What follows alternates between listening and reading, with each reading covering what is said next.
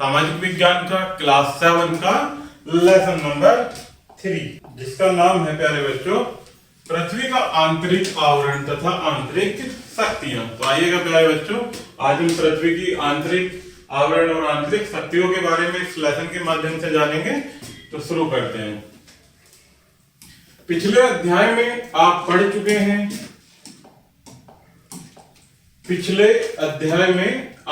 चुके हैं कि आंतरिक शक्तियां जैसे भूकंप, ज्वालामुखी विस्फोट आदि पृथ्वी की सतह पर आकस्मिक परिवर्तन लाते हैं।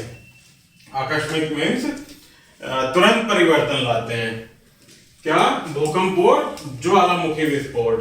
अतः यह आवश्यक है कि पृथ्वी की आंतरिक संरचना के विषय में जाना जाए एवं ये शक्तियां पृथ्वी के आंतरिक भाग से किस प्रकार उत्पन्न होती हैं। आपने देखा होगा प्यारे बच्चों, कई बार कि भूकंप आया है, यहाँ भूकंप आया है या वहां पर ज्वालामुखी विस्फोट हुआ है। ये सब जो प्रतिक्रियाएं होती हैं प्यारे बच्चों, ये आंतरिक भाग में किस प्रकार से उत्पन्न होती हैं, तो ये आज हम जानेंगे। आगे देखते हैं कि पृथ्वी का आंतरिक आवरण, जो अंदर का आवरण होता है पृथ्वी का, उसके बारे में जानते हैं। पृथ्वी के आंतरिक आवरण के विषय में हमारा ज्ञान अस्पष्ट है, अर्थात हमें पूर्ण रूप से जानकारी नहीं है।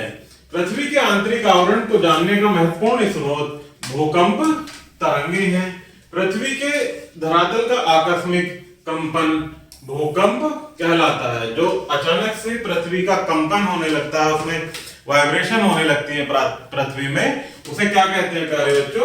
भूकंप का नाम दे देते हैं उसको। भूकंप का उद्गम स्थल धरातल की सतह के नीचे होता है।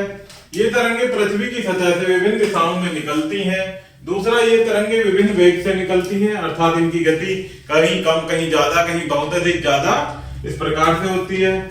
भूकंपीय तरंगे या सिस्मिक तरंगे दो प्रकार की होती हैं। पहली प्राथमिक या पी तरंगे और दूसरी सेकेंडरी या एस तरंगे। भूकंपीय तरंगों के अध्ययन से हम पृथ्वी की आंतरिक संरचना एवं पृथ्वी के आंतरिक भाग में पदार्थों के घनत्व के विषय में जानकारी प्राप्त करते हैं। पृथ्वी का आंतरिक भाग 3 विभिन्न परतों से बना है। इसमें कौन कौन सी है? भूपटल, मेटल तथा कोर। तो आइए प्यारे बच्चों, एक एक करके इनके बारे में पढ़ते हैं। भूपटल क्या होता है?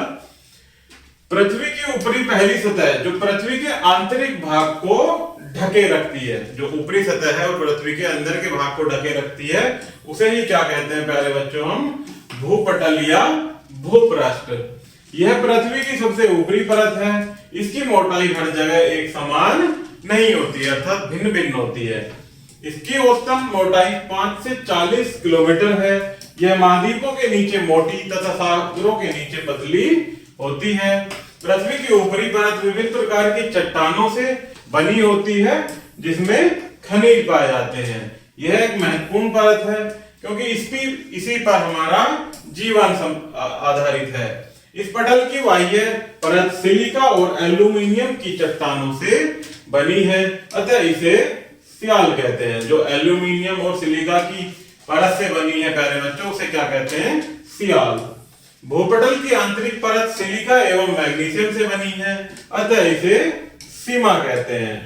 जो भूपटल की आंतरिक परत है सिलिका और मैग्नीशियम से बनी हुई, उसे क्या नाम दिया गया है? सीमा। बाहरी परत का घनत्व आंतरिक परत के घनत्व से कम होता है। नेक्स्ट देखते हैं प्यारे बच्चों, मेटल। यह हमने पढ़ा था, जो कि पृथ्वी की आंतरिक 3 विभिन्न परतें हैं, भूपटल, मेटल और कोर। हमने पढ़ा भूपटल के बारे में, अब देखते हैं मेटल के बारे में। भूपटल तथा आंतरिक कोर के बीच में मध्यवर्ती परत मेटल कहलाती है। जो मध्यवर्ती परत होती है उन्हें क्या कहते हैं? मेटल। इसकी मोटाई 2900 किलोमीटर है। इसके 2 भाग होते हैं, ऊपरी भाग तथा निचला भाग।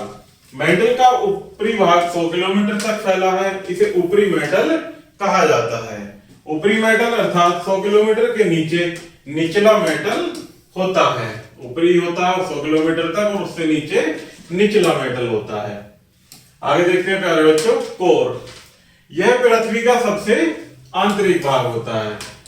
इसकी मोटाई लगभग 3500 किलोमीटर होती है। यह परत सबसे सघन होती है तथा धातुओं से बनती है, अतः इसे धात्विक कोर भी कहते हैं। धातु से बनी होने के कारण इसे क्या कहते हैं प्यारे बच्चों? धात्विक कोर। कोर भी दो भागों में विभाजित होती है, बाहरी कोर तथा आंतरिक कोर। बाहरी कोर साधारणतः लोहे से युक्त होती है, यह द्रवावस्था में होती है। आंतरिक कोर निकल और लोहे से युक्त होती है। किससे बनी होती है? लोहे और निकल से। आगे देखते हैं प्यारे बच्चों, पृथ्वी के अंदर का तापमान। कुछ लोग पृथ्वी के भूपटल को खोदकर खनिज प्राप्त करते हैं तथा तेल निकालते हैं। उन्हें पता लगाया है कि बाहर के से अंदर की चट्टानों का तापमान अधिक है। तापमान 1 डिग्री से प्रत्येक 32 मीटर की दर से गहराई में बढ़ता जाता है।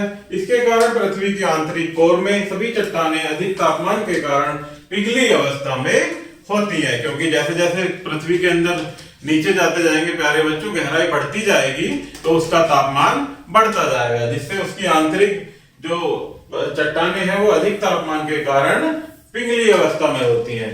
परंतु ये ठोस प्रतीत होती हैं क्योंकि इनके ऊपर से बहुत दबाव होता है। ये देखने में ठोस लगती हैं क्योंकि इनके ऊपर अत्यधिक दबाव होता है। पृथ्वी के आंतरिक आवरण से गर्म लावा के रूप में ज्वालामुखी बाहर निकलते हैं। पृथ्वी के भूपटल पर ज्वालामुखी एक छिद्र के समान है, जहां से लावा तथा अन्य पिघले हुए सैल पदार्थ बाहर निकलते हैं। कभी कभी लावा के निक्षेपों से ज्वालामुखी पर्वतों का निर्माण होता है। उदाहरण के लिए माउंट किलिमंजारो जो कि अफ्रीका में है तथा माउंट फ्यूजियामा ज्वालामुखी पर्वत। आगे देखते हैं प्यारे बच्चों, टेक्टोनिक प्लेट। भूपटल एस्थिनोस्फीयर की अर्धतल चट्टानों पर तैर रहा है। पृथ्वी के आंतरिक भाग से भूतापीय तरंगे उठती रहती हैं। ये तरंगे भूपटल को विभिन्न टुकड़ों में विभाजित करती हैं। इन्हें टेक्टोनिक प्लेट या स्थानीय प्लेट कहते हैं। ऐसी 7 प्रमुख प्लेटें हैं: प्रशांत महासागरीय प्लेट, उत्तरी अफ्रीका की प्लेट, दक्षिण अमेरिका की प्लेट, यूरेशिया की प्लेट, अफ्रीका की प्लेट, इंडो ऑस्ट्रेलियन प्लेट तथा अंटार्कटिक प्लेट। ये ऐसी प्रमुख 7 प्लेटें हैं। ये प्लेटें एक दूसरे से दूर हट रही हैं तथा कहीं कहीं एक दूसरे के पास आ रही हैं। इसके कारण भूपटल पर दरारें पड़ जाती हैं। जब ये दूर होती हैं, पास आती हैं, तो जिसके कारण क्या होता है डियर स्टूडेंट्स, वहां पर दरारें पड़ जाती हैं या मोड़ पड़ जाते हैं। इन प्लेटों की गति के कारण महाद्वीपों के आकार और स्थिति में लाखों वर्षों में परिवर्तन होता रहता है। इस प्रक्रिया के फलस्वरूप वर्तमान स्थलाकृतियों का निर्माण हुआ है। आगे देखते हैं प्यारे बच्चों, चट्टानें अर्थात पहाड़।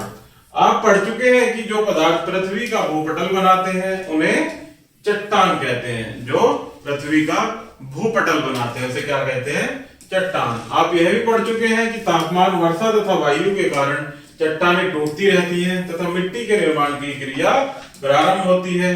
चट्टानें विभिन्न प्रकार के खनिजों से निर्मित होती हैं। आगे देखते हैं प्यारे बच्चों, चट्टानों के प्रकार।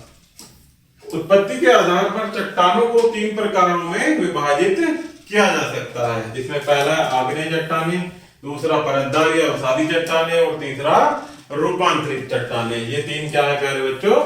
चट्टानों के प्रकार। आइए इनको 1 बाय 1 पढ़ेंगे। पहला देखते हैं आग्नेय चट्टानें। पृथ्वी के भीतर गर्म द्रवित पदार्थ मैग्मा कहलाता है। जो पृथ्वी के अंदर गर्म द्रवित पदार्थ है वो क्या कहलाता है प्यारे बच्चों? मैग्मा। यह मैग्मा कभी कभी भूकंप के कारण पृथ्वी की सतह से दरारों के द्वारा बाहर निकलता है।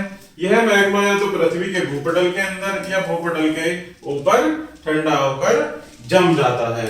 आग्नेय चट्टानों का निर्माण मैग्मा के ठंडे होकर ठोस अवस्था को प्राप्त करने से होता है। ये चट्टानें 2 प्रकार की होती हैं। पहली बहिर्विरोधी आग्नेय चट्टानें और दूसरी अंतर्विरोधी आग्नेय चट्टानें। तो इनको देखते हैं पहले। बहिर्विरोधी आग्नेय चट्टानें। पृथ्वी की सतह पर ज्वालामुखी का लावा जमकर ठोस होने के कारण बहिर्विरोधी आग्नेय चट्टानें बनती हैं। इसका उदाहरण है लावा और बेसाल्ट। बहिर्विरोधी आग्नेय चट्टानें कौन कौन सी होती हैं? लावा और बेसाल्ट। नेक्स्ट है अंतर्वेदी आग्नेय चट्टानें। पृथ्वी की सतह के नीचे लावा, जिसे क्या कहते हैं?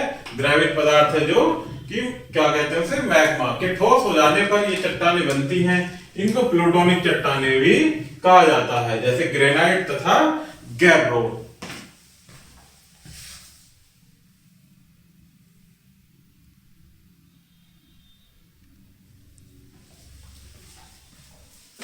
नेक्स्ट देखते हैं पहले बच्चों, चट्टाने का प्रकार पहला था आग्नेय चट्टाने और दूसरा है अवसादी सैलें या चट्टाने। अवसादी सैलों का निर्माण विभिन्न कारकों जैसे नदी, वायु, हिमनद, समुद्र लहरों द्वारा अन्य स्थानों से लाए गए अवसादों के जमा होने से होता है। ये अवसाद विभिन्न परतों में जमा होते रहते हैं और दबाव के कारण कठोर हो जाते हैं। जब तक बार बार जब इन पर अधिक से अधिक प्रेशर पड़ता रहेगा प्यारे बच्चों, दबाव पड़ता रहेगा, तो इनका कठोर होना स्वाभाविक है। इसलिए चूना, पत्थर, बालू, पत्थर आदि इन सैलों के उदाहरण हैं जो कि अत्यधिक कठोर हो जाते हैं। कोयला तथा खनिज तेल भी अवसादी सैलों के उदाहरण हैं। इन्हें जैविक खनिज भी कहते हैं। इनका निर्माण पेड़ पौधों, जंतुओं के अवशेषों से हुआ है जो लाखों वर्ष पूर्व धरती की सतह के नीचे दब गए थे।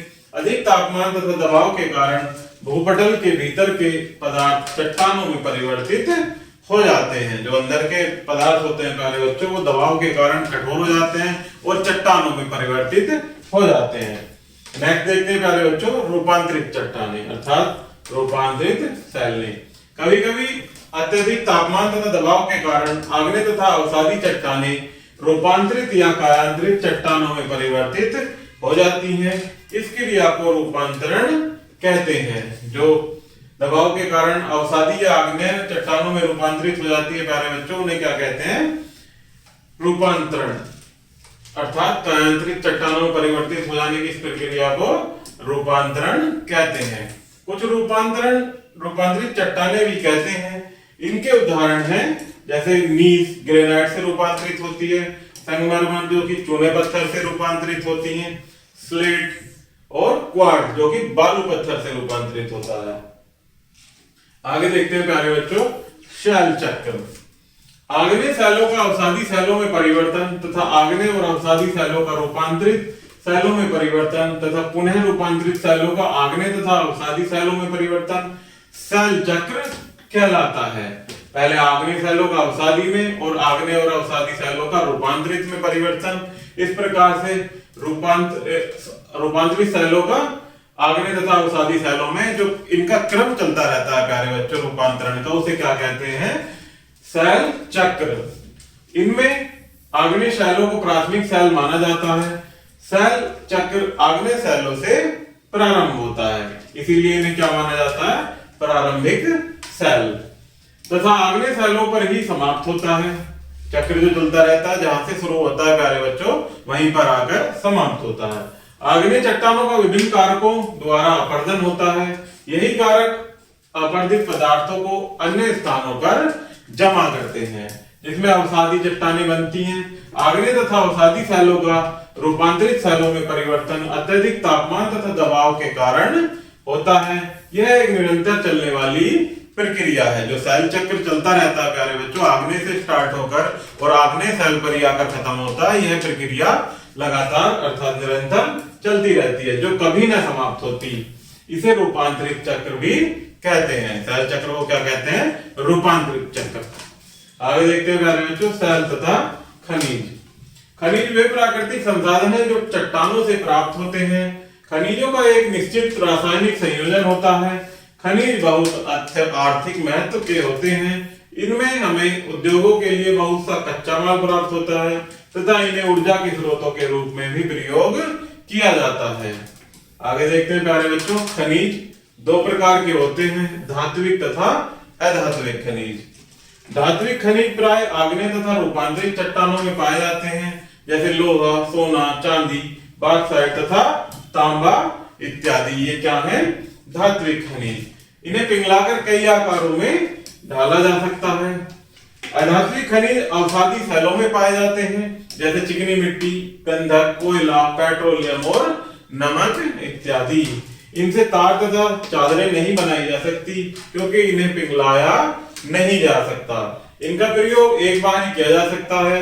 यदि इनका प्रयोग तर्कपूर्ण तरीके से न किया गया हो तो इनके स्रोत शीघ्र ही समाप्त हो जाएंगे, अर्थात ये स्रोत इनके पृथ्वी पर सीमित है, जो कि सीमित तरीके से प्रयोग ना किया जाने के कारण ये आने वाले समय में प्यारे बच्चों समाप्त भी हो सकते हैं।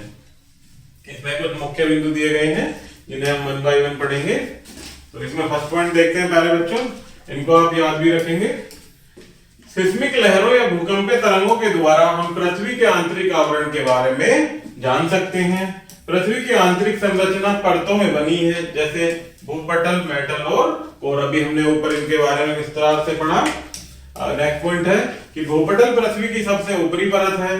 भूपटल की बाह्य परत जो कि स्याल, सिलिका प्लस एल्यूमिनियम से मिलकर बनी होती है, तथा आंतरिक परत जिसे सीमा कहते हैं वो सिलिका और मैग्नीशियम से बनी होती है।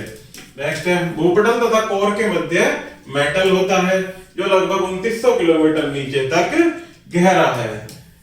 कोर पृथ्वी का सबसे आंतरिक भाग है, इसकी मोटाई लगभग 3500 किलोमीटर है। पृथ्वी के आंतरिक भाग में इसका तापमान गहराई के साथ साथ 1 डिग्री सेल्सियस से 32 मीटर तक बढ़ता है। पृथ्वी के भूपटल को बनाने वाले पदार्थ सैल या चट्टान कहलाते हैं। उत्पत्ति के आधार पर चट्टानें 3 प्रकार की होती हैं, आग्नेय, अवसादी तथा रूपांतरित। इनके बारे में भी अभी हमने विस्तार से पढ़ा है प्यारे बच्चों। चट्टानों में बहुमूल्य खनिज होते हैं। तो प्यारे बच्चों, इस प्रकार से हमारा ये लेसन यहीं समाप्त होता है। आशा करता हूं कि आपको यह वीडियो जरूर पसंद आई होगी। धन्यवाद।